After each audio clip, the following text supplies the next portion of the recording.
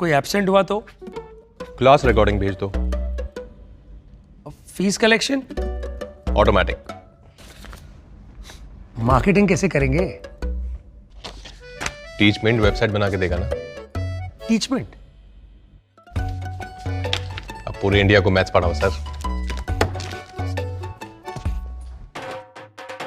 चाहे जैसी भी जरूरत हो, टीचमेंट पे टीचिंग आसान है। आज ही डाउनलोड करें टीचमेंट, इंडिया का नंबर 1 टीचिंग ऐप। तो हेलो बच्चों, नवाबा यूट्यूब चैनल के बोर्ड आवाज सेक्शन में स्वागत है। तो मैं यहाँ पे पूरा अच्छे से सजेस्ट कर दूंगा कि कौन कौन से कॉलेज में अच्छे से पढ़ाई होती है, जहाँ पे आप एडमिशन लेके अच्छा स्कोर कर सकते हो। और कॉलेज से ही आपका फ्रेंड सर्किल भी अच्छा बनता है, तो ये आपके लिए बहुत ही इंपॉर्टेंट है कि आप अच्छे से कॉलेज में एडमिशन ले लो। तो चलिए रैंक वाइज चलते हैं। तो सबसे पहला कॉलेज जो आपको टारगेट करना है वो है सेंट जेवियर्स कॉलेज रांची का, है ना। ये सबसे अच्छा कॉलेज है। इसका मैं फ़ी भी बता देता हूँ, मैं यहीं का पास आउट हूँ। तो ये आपका 2014-16 से बैच का हूँ। तो उस टाइम जो फ़ी यहाँ पे चलती थी वो 14,000 के लगभग था, 14K, है ना, 14,000। तो अभी आपका फ़ी यहाँ पे मैं बता सकता हूँ कि 20 से 22K के बीच में होगी। और आप देख लीजिएगा, कॉलेज में जाके पता लगा लीजिएगा। लेकिन पहले आप इसका फॉर्म ज़रूर फिलअप कर दोगे, है ना। और ये मई जून तक आपका जो है, जून जुलाई तक हो सकता है, इस बार लेट हो सकता है। तो देखिएगा, इसका फॉर्म जब आएगा फिलअप कर देना। और फिर मैंने बता दिया है। और इस कॉलेज में साइंस स्ट्रीम, कॉमर्स स्ट्रीम सारे के मतलब कि यहाँ पे फॉर्म आते हैं, है ना। तो साइंस वाले के लिए मैं सीट बता दूं कि 600 से 800 बच्चे यहाँ पे एडमिशन लेते हैं, 800 मान के चलिएगा। कॉमर्स में भी आपके 400-500 बच्चे रहते हैं, मुझे अच्छे से मालूम नहीं, लेकिन लगभग इतने रहते ही हैं। और आर्ट्स के भी कुछ बच्चे यहाँ पे एडमिशन लेते हैं। तो इसका फॉर्म आप ज़रूर फिलअप कर देना, और जो स्ट्रीम आपको वहाँ पर चाहिए उस स्ट्रीम से फॉर्म भर दीजिएगा। एक बार चलिए हम आपको इसके ऑफिशियल साइट में भी दिखा देते हैं, ताकि आपको एक अच्छा सा पता चल जाए किस तरह का कॉलेज है।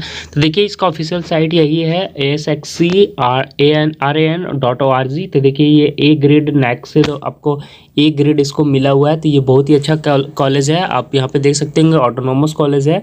तो यहाँ पे ग्रेजुएशन की भी पढ़ाई होती है, लेकिन आपको यहाँ पे इंटरमीडिएट के लिए देखना है तो आप ज़रूर यहाँ पे फॉर्म फिलअप कर देना। यही वाला अप्लाई ऑनलाइन करके इंटरमीडिएट के लिए अप्लाई ऑनलाइन आएगा, जैसे ही फॉर्म आपके रिजल्ट के बाद, तो यहाँ से अप्लाई कर देना। इस कॉलेज की कुछ खूबियाँ मैं बता देता हूँ बच्चों कि यहाँ पे अटेंडेंस आपका कंपलसरी रहता है, जो कि कुछ जानकारियाँ जो आपको जानना होगा। और इनका आप देख पा रहे होंगे, कैंपस काफ़ी अच्छा है, और कैंपस बहुत ही अच्छा है, तगड़ा है, देखने में बहुत ही अच्छा लगेगा आपको, वहाँ पे मन लग जाएगा। कैंटीन वेंटीन भी है खाने पीने के लिए। और मैं बता दूं कि फ़ी आपका जो है इतना लग रहा है, वो स्कॉलरशिप से OBC और SC ST और EWS कैटेगरी वालों को लगभग वापस ही मिल जाता है। तो आपको फ़ी की चिंता नहीं करनी है, तो आपको स्कॉलरशिप से वो वापस मिल जाता है। और बाकी बात रही कि कॉलेज में मतलब कि पढ़ाई कैसी होती है, तो पढ़ाई बहुत ही अच्छा होता है, सारे टीचर्स हैं, और आपके सारे सब्जेक्ट वाइज क्लास होंगे। तो आपको करके वहाँ पे सिलेबस पूरे अच्छे से कंप्लीट कर दिया जाता है, और बहुत ही अच्छे तरीके से आता है। आपको पता होगा कि टॉपर्स भी जो होते हैं इंटरमीडिएट के, वो यहीं से आते हैं। तो ये हमारा फर्स्ट आपके लिए सजेशन रहेगा कि फर्स्ट कॉलेज आप इसी को सेलेक्ट करना, और इसका फॉर्म ज़रूर फिलअप कर देना।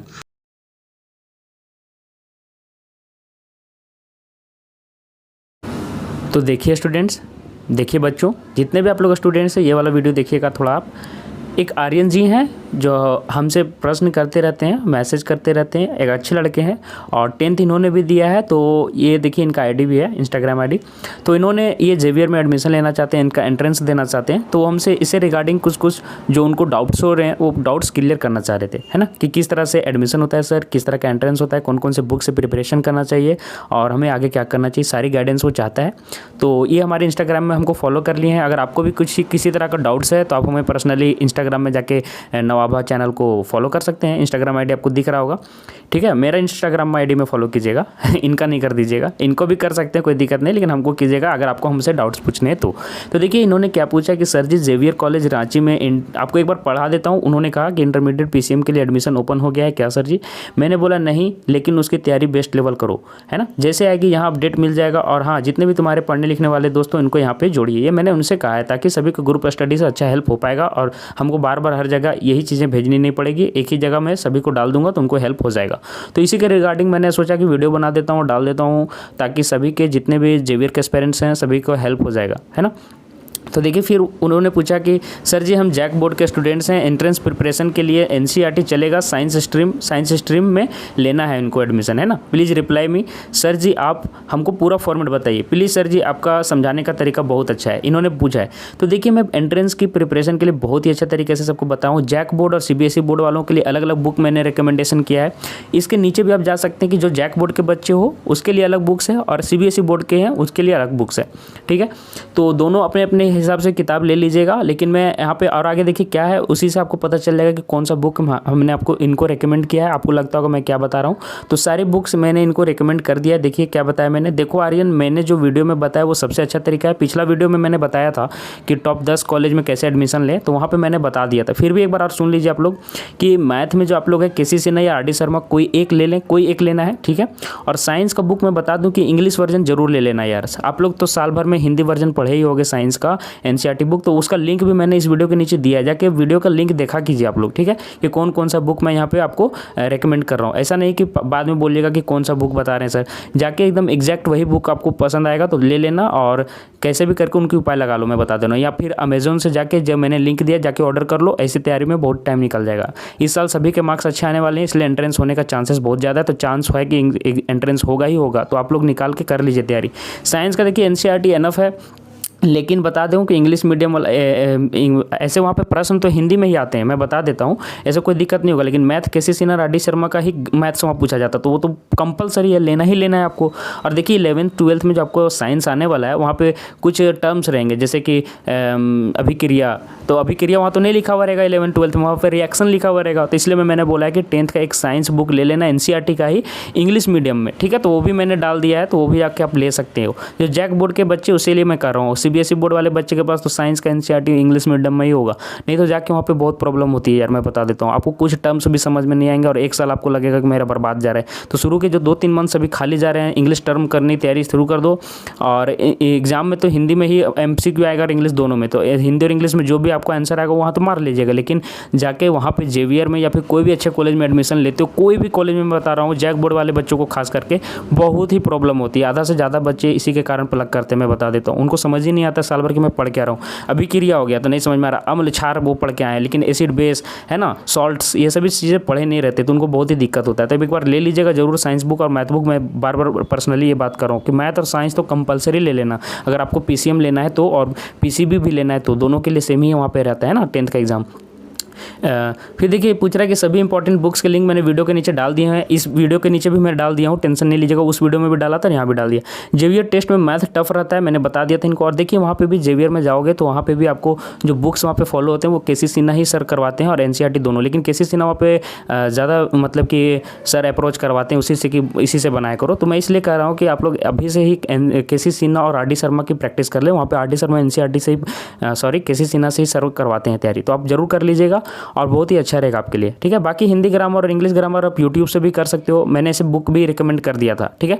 लेकिन अगर आपको फिर भी चाहिए कि इंग्लिश ग्रामर का एक बहुत ही अच्छा बुक हमें लेना है जो आगे काम देगा, तो मेरियम का जो मैंने डाला है, वरेन एंड मार्टिन का जो मैंने डाला है, बहुत ही अच्छा बुक है यार। उसको इंग्लिश बुक का, इंग्लिश ग्रामर का बाइबल बोला जाता है, मैं बता दूँ, नोबल बोला जाता है, बाइबल जो भी बोल सकते हैं, उससे अच्छा आपको बुक मिलेगा ही नहीं। इसलिए मैंने बोला था कि इंग्लिश ग्रामर को वो बुक ले लेना, हमेशा काम आएगा, हमेशा के हमेशा मैं बता रहा हूँ। और हिंदी ग्रामर आप यूट्यूब से भी कर सकते हो, उल्टा शब्द, पर्यायवाची शब्द, मैं अच्छे से यहाँ पे तैयारी के रिगार्डिंग वीडियो बना रहा हूँ ताकि आपको सभी प्रिपरेशन के लिए ही ये वीडियो बना हुआ स्पेशली, ठीक है। तो सभी इंपॉर्टेंट टॉपिक्स बता दे रहा हूँ, पर्यायवाची और मुहावरे है ना, उल्टा शब्द, संज्ञा, विशेषण, ये सब में जो छाटना आता है वो आपको छाटना होगा। जैसे अभी मैं एक प्रश्न करता हूँ कि विशेषण से संज्ञा बदलना आता है तो आपके लिए बढ़िया है। जैसे विशेषण में आपको पूछेगा राम एक लंबा है, लड़का है, तो लंबा क्या है, लंबा विशेषण है। मैं थोड़ा सा आपको जो बता रहा हूँ समझ ले, लंबा से आपको बनाना आएगा संज्ञा, तो बहुत सारे बच्चे इसको बना नहीं पाते हैं। तो लंबा, जैसे कि मैंने जिस टाइम एंट्रेंस दिया था, काफ़ी साल हो गए, 2014 में दिया था मैंने, 2014 में, तो उस समय ये सारे प्रश्न थे जो कि मुझे बहुत परेशानी हुई थी। इसलिए मैं बता रहा हूँ कि हिंदी ग्रामर में अच्छे से करके जाना, दिक्कत हो जाती है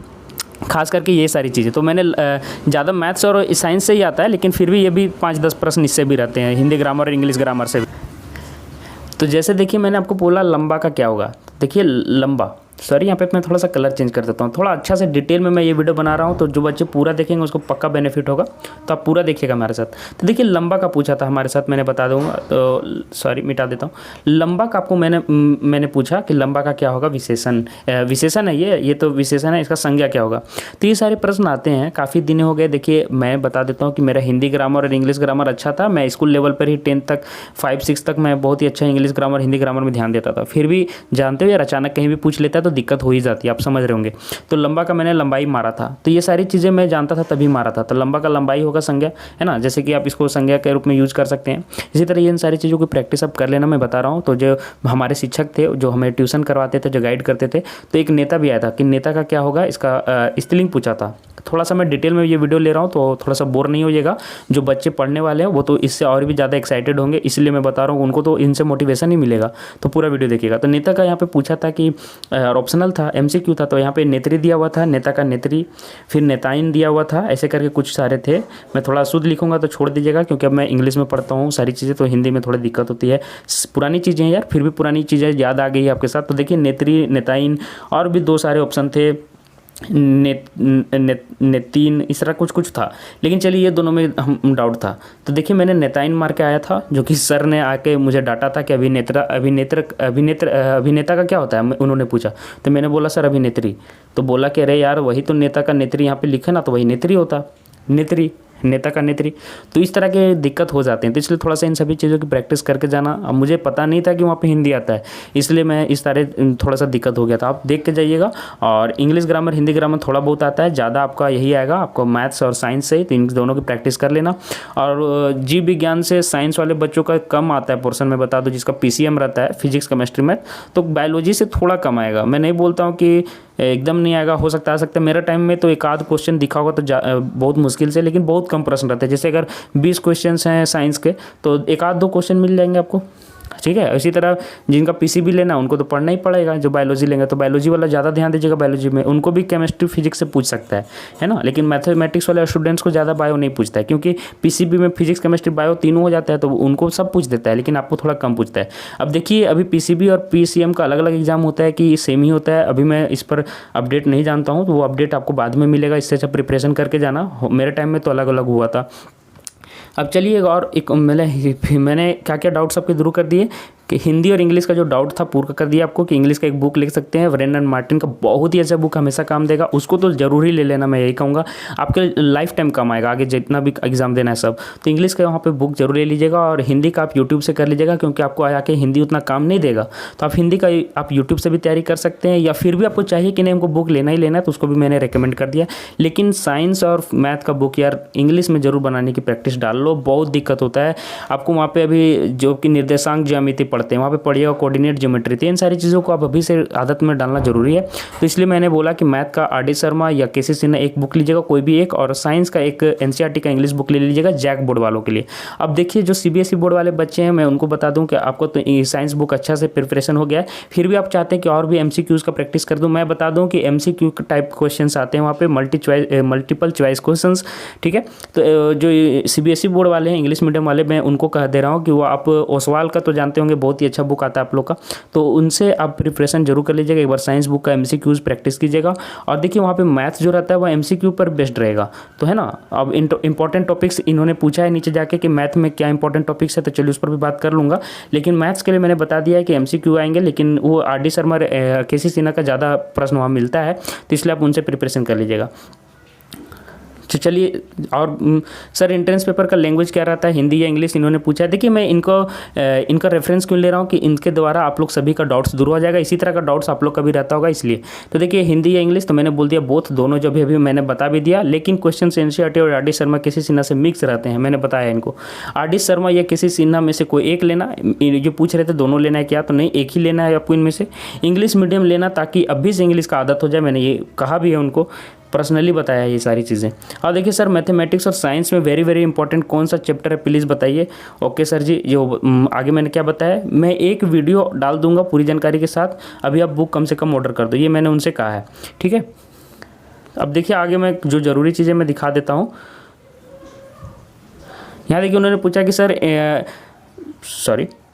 सर अगर हमें एंट्रेंस पेपर हिंदी में देते हैं तो क्या हमको पूरा हिंदी में ही पढ़ना पड़ेगा? ये पूछे तो बहुत बड़ा डाउट है, ये स्टार मारिएगा। बहुत सारे बच्चों को डाउट है कि देखिए आपका जो इंटर का पढ़ाई है वो हिंदी और इंग्लिश दोनों मीडियम में होता है। मैं बताता हूँ जनरली हिंदी और इंग्लिश मीडियम दोनों में पेपर होता है, लेकिन जेवीआर में मैं आपको बता दूँ कि इंग्लिश मीडियम में होता है। वहाँ पर हिंदी मीडियम का कोई स्कोप नहीं है, तो आप हिंदी में दो एग्ज़ाम या इंग्लिश में दो एंट्रेंस एग्जाम, लेकिन वहाँ पर तो इंग्लिश में जाके पढ़ना होगा। इसीलिए तो मैं कह रहा हूँ यार कि आप इंग्लिश में अभी से ही प्रैक्टिस करके रखो, प्रिपरेशन करके चलो, ताकि वहाँ पर दिक्कत ना हो। जैक बोर्ड वाले बच्चे, सीबीएसई वालों को तो अच्छा है ही, कोई भी दोनों में से एक ले लेना। इंग्लिश में मैंने इनको बताया है। देखिए इन्होंने पूछा है कि दोनों में से बेस्ट कौन है, वहाँ इंग्लिश में 12th होता है, मैंने इनको बताया है दोनों बेस्ट है। मैं 8th में RS अग्रवाल, 9th में केसी सिन्हा और 10th में केसी सिन्हा RD शर्मा दोनों किया था, मैंने इनको बता दिया, जिसके कारण मेरा वहाँ पे कोई प्रॉब्लम नहीं हुआ। मैं भी हिंदी मीडियम का मैं बता दूं, लेकिन मैं थोड़ा सा इसको लेकर मैं थोड़ा सा पहले से अलर्ट था, तो मैं 8th में ही RS अग्रवाल बना लिया था, 9th में केसी सिन्हा इंग्लिश मीडियम का, और 10th में मैंने केसी सिन्हा और RD शर्मा दोनों का मतलब फॉलो किया था। तो इसलिए आप देख सकते हैं मेरे 10th में ये सारे काम की चीज़ें नहीं है। हमारे 100 में 100 आए थे 10th में, ये बताने की चीज़ नहीं है आपके लिए, आपके काम की चीज़ नहीं है। लेकिन दोनों बुक में से कोई एक ले लेना, सारे क्वेश्चन एक से हैं दोनों में, ठीक है। कोई एक लेना, वीडियो में भी बता दिया है। और आगे देख लेते हैं। अब देखिए इन्होंने क्या प्रश्न किया, ऑडियो में कुछ पूछा था sir ji, but sir ji JEE का प्रिपरेशन वो कर रहे हैं, तो मैंने कुछ और भी उनको पर्सनल इन्फॉर्मेशन दिया। लेकिन आपके रिगार्डिंग क्या क्या वो देख देता हूँ। अब देखिए इन्होंने पूछा है कि पीसीएम लेंगे तो एंट्रेंस एग्जाम बायोलॉजी में से क्वेश्चंस नहीं आएंगे ना सर जी, पूछा था। तो मैंने बोला नहीं आते तो नहीं है, लेकिन फिर भी थोड़ा बहुत देख लेना, एक आध क्वेश्चन आते हैं, मैंने बता दिया। इसके रिगार्डिंग पहले भी बता दिया। सर आप वीडियो में बता रहे हैं कि उसमें कुछ जितना भी क्वेश्चन रहता है सब ऑब्जेक्टिव या सब्जेक्टिव रहता है, बता दीजिए फिर से। तो मैंने इनको फिर से बता दिया कि MCA होता है, सॉरी MCQs होता है ना, मल्टीपल चॉइस क्वेश्चन, तो आपका ऑब्जेक्टिव रहेगा, कोई दिक्कत नहीं है। राइट या रॉन्ग सर एंट्रेंस एग्जाम, या दूसरे रिगार्डिंग बात करने लगे तो छोड़िए, अब जो आपके काम की चीज़ें थी यहीं तक थी। तो मैं आपको बता दूं कि अब मैं थोड़ा सा अच्छे से बता देता हूं कि मैथ का इंपॉर्टेंट पेपर, मैथ की तैयारी कैसे करें, चलिए मैं बता देता हूं। तो देखिए मैथ में जो शॉर्ट क्वेश्चंस रहते हैं, जो ट्रिकी रहता है, थोड़ा सा दिमाग लगाने वाला रहता है, उस तरह के क्वेश्चन ज़्यादा मिलेंगे। जैसे कि sin 27 डिग्री बाई यहाँ पे कोस रहेगा, है ना। 27 को 90 में घटाएंगे कितना आएगा, तो वो यहाँ पे लिखा हुआ रहेगा, ठीक है। तो आपको पता होगा कि कोस 90 माइनस थीटा वो होता है ना। तो देखिए एक बार लिख देता हूँ मैं, 3 और 6, है ना। तो ये रहेगा, तो ये भी आपको पता होगा कि ये इक्वल टू होता है साइन 90 माइनस थीटा, तो ये साइन 27 डिग्री के ही इक्वल है। तो इन सारे आपको एनसीईआरटी में भी मिल जाएंगे, मैं सिर्फ एग्जांपल दे रहा हूँ, तो दोनों कट के एक ही आंसर आ जाएगा। तो एमसीक्यू में जहाँ पे ऐसे आंसर ऑप्शन में रहेगा, सॉरी ए में रहेगा 1, बी में रहेगा 2, सी में रहेगा 0, तो वहाँ पे ए मार दीजिएगा। आप लोग समझ रहे हैं, 4 ऑप्शंस रहते हैं।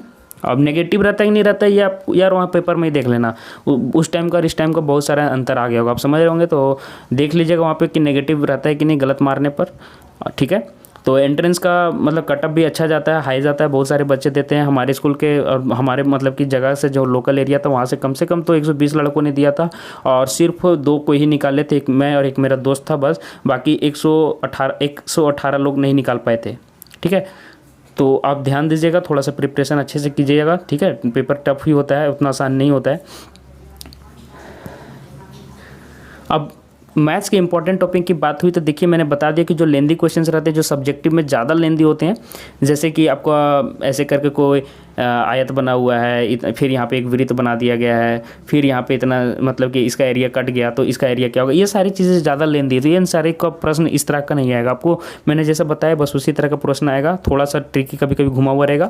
अब आप लोग में से कुछ पूछेगा कि क्या सर एनसीईआरटी से तैयारी करेंगे तो हो जाएगा। तो देखिए एनसीईआरटी एक बाइबल है, मैं बता दूँ तो एनसीईआरटी एक बाइबल है, तो एनसीईआरटी तैयारी कीजिएगा तो ऐसा नहीं है कि आपको दिक्कत होगा, वहाँ दिक्कत ज़्यादा नहीं होगी। लेकिन मैं बता दूं कि वहाँ पे अगर आप एनसीईआरटी करके जाते हो तो कट ऑफ, जैसे कि अगर 50 नंबर का है मैथ्स तो आप वहाँ से कितना कर पाओगे, 25 से 30 नंबर ला पाओगे, क्योंकि आपकी प्रैक्टिस कम है ना जी। लेकिन अगर आप केसी सिन्हा और RD शर्मा को कोई एक को फॉलो करते तो वहाँ बहुत सारे MCQ क्वेश्चंस रहते हैं, तो उनसे आपको प्रैक्टिस ज़्यादा हो जाएगी। तो वहाँ पे आप 40-45 स्कोर कर दीजिएगा। देख रहे हैं कितना अंतर है, एक लड़का 25 ला रहा है, एक 40 ला रहा है, किसका कट ऑफ जाएगा आप समझिएगा खुद। तो वहाँ पर अब थोड़े अच्छे बच्चों को लेने के लिए थोड़ा सा हाई कर दिया गया है। और एक चीज़ और, अगर आपका NCERT से आएगा भी तो मैं आपसे पूछता हूँ कि वहाँ जाके जब केसी सिन्हा और RD शर्मा से आपको पढ़ना ही है इंग्लिश में, तो अभी से 10th से ही आदत क्यों नहीं बनाएंगे आप लोग, है ना।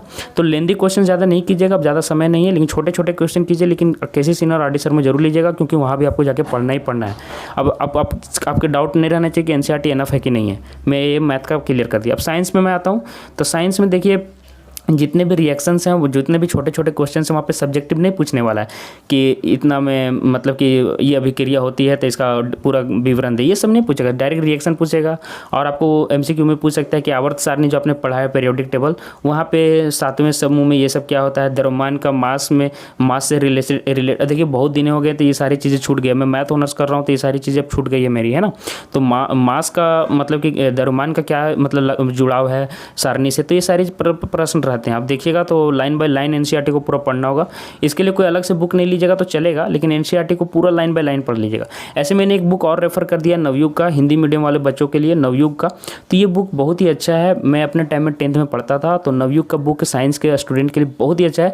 वो अभी पेपर बैक में मतलब कि फैसिलिटी नहीं मिला है, मतलब कि ये बुक अभी आपको बुक में नहीं मिलेगा, जाके कहीं दुकान में मिलेगा, लेकिन पीडीएफ फॉर्म में जो बहुत कम प्राइस में किंडल में आपको मिल जाएगा, जो मैंने लिंक डाल दिया, तो वहाँ से भी आप उसको परचेज कर लीजिएगा। कि मैंने डाल दिया किंडल वाला लिंक। पीडीएफ में एक सब्जेक्ट पढ़ोगे सिर्फ साइंस तो चलेगा, साइंस को आप पढ़ सकते हो पीडीएफ से, बाकी आप सब चीज़ इंग्लिश में पढ़ सकते हो, ठीक है।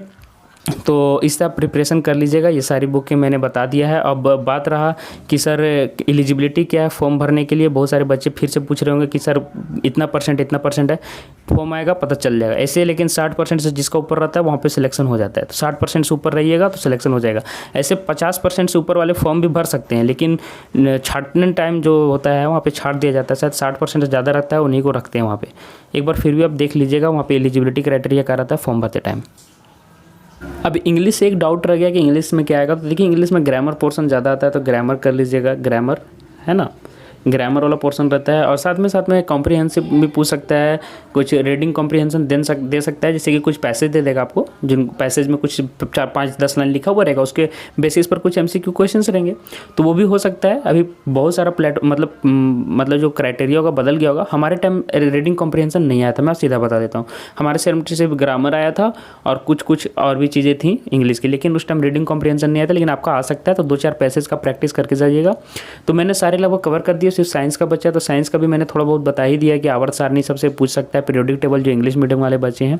और साइंस में और आपको यार जितने भी छोटे मोटे क्वेश्चंस इक्वेशंस हैं, आपको जो लाइट चैप्टर बहुत महत्व रखता है, लाइट चैप्टर जो प्रकाश चैप्टर है हिंदी मीडियम वालों के लिए, तो देख लीजिएगा कि जब यहाँ पे रहता है ऑब्जेक्ट, तो कहाँ मतलब ऑब्जेक्ट मतलब वस्तु, तो यहाँ पे कहाँ पे उसका इमेज बनता है। इमेज मतलब समझ रहे होंगे क्या बोलते हैं हिंदी में उसको। अब इमेज मतलब देख लीजिएगा परछाई कहाँ बनती है, उसी तरह से कुछ हो गया। बहुत दिन हो गया तो छूट गया है, आप समझ रहे होंगे। तो वो सारे प्रश्न रहते हैं वहाँ, समझ रहे हैं। तो वो सारे प्रश्न आप जरूर देख लीजिएगा, इसी पर पूछा जाएगा। कंसेप्ट आपका चेक किया जाएगा कि आपने कितने अच्छे से पढ़ा है। और यार जितना भी था मैंने बता दिया, एलिजिबिलिटी भी बता दिया, सारे एंट्रेंस भी बता दिए। एंट्रेंस का एग्ज़ाम का फ़ी जितना लगेगा वहीं देख लीजिएगा, फ़ी ज़्यादा नहीं रहता है। और आपका 2 से 3 मेरिट लिस्ट आता है, मैं बता दूं 2 से 3 मेरिट लिस्ट आता है। मेरा फर्स्ट लिस्ट में नाम आ गया था, तो 3 अगर जैसे कि फर्स्ट में जिसका नाम नहीं आया तो थर्ड में, फोर्थ में, इस तरह से लिस्ट में नाम आता है। और 2 सेशन में होता है, एक 4-5 सेशन वहाँ पे चलता है ABCD करके। ई तक भी चला गया शायद, हमारे तक D तक ही था, तो DE तक वहाँ पे सेशन चलता है, सेक्शन है ए सेक्शन, B सेक्शन। तो जो भी सेक्शन आपको मिलेगा देख लीजिएगा, वो एडमिशन के आधार पे होता है। लेकिन मेरिट लिस्ट में जैसे नाम लगता है वहाँ पे फिर एडमिशन का आपको टाइम दे दिया जाएगा, तो वहाँ पे जाके वैसे ही टाइम में आपको एडमिशन ले लेना है। और एडमिशन फ़ी आपको मैंने बता दिया था पिछले वीडियो में कि कितना फ़ी लगेगा, तो आपको लगभग 20,000 से 23,000 के बीच में रहता है। मैंने बता दिया था साल भर का फ़ी है, 1 साल का फ़ी है, 2 साल का नहीं समझिएगा। 11th का इतना लगेगा, 12th में फिर इतना लगेगा। लेकिन OBC SC ST जितने भी हैं EWS कैटेगरी वालों को ये फ़ी रिफंड हो जाता है, इतना कि इतना आपको साल भर में घूम जाएगा, तो आपको दिक्कत ज़रूरत नहीं है। SC ST सभी को ये रिफंड हो जाता है, ठीक है। तो फ़ी का दिक्कत नहीं होना चाहिए। और जितनी भी ज़्यादा जानकारी थी मैंने सारे यहाँ पे कवर कर दी हैं। आपका फ़ी बता दिया, एडमिशन का क्राइटेरिया बता दिया, एंट्रेंस देने के बाद आपका लिस्ट में कैसे नाम आएगा आपको जाके देखना है।